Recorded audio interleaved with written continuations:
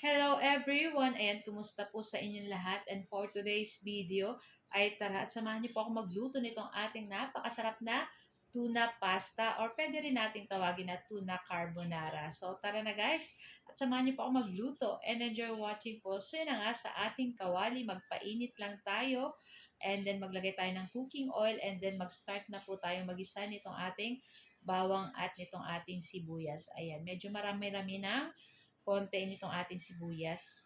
Ayan, tapos maglagay rin po tayo nitong ating butter.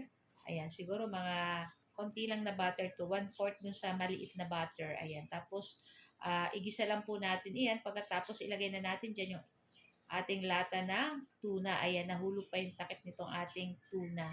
So, dalawang lata lang yung ating ginamit po. Yung isa ay spicy, yung isa ay plain lang. So, kung gusto niyo po medyo spicy yung ating tuna pasta, ay maglagay po kayo ng isang spicy, isang hindi. Ayan, masarap po iyan dito sa ating lulutuin na tuna pasta. So, ayan na nga at maglagay na tayo ng pamintang durog. Ayan.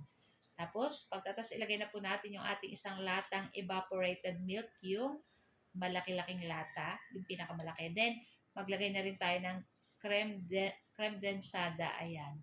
Yung may Nestle na siya, may condensed na din. So, yung ating tuna pasta medyo manamis-namis gawa ng ating ginamit.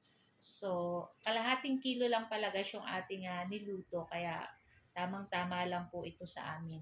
So, naglagay rin po ako ng 1 chicken cube.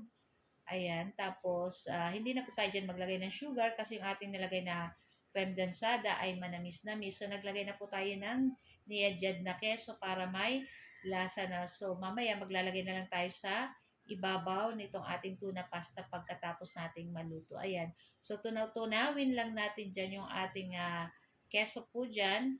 Ayan. Tapos, pag kumulo na, ay pwede na nating ilagay dyan yung ating mushroom. Ayan. So, isang latang maliit lang po iyan. Tapos, ayan, halu-haluin na naman po natin. And then, after nyan, pwede na po nating ilagay dyan yung ating nilutong pasta kanina, yung pinakuluan natin. Ayan. Tapos, ayan, isasabay na natin siya dyan sa ating sauce nitong ating tuna pasta. Ayan, makikita nyo. Talagang sa kalahating kilong pasta, ay marami na po kayong magagawa or maluluto.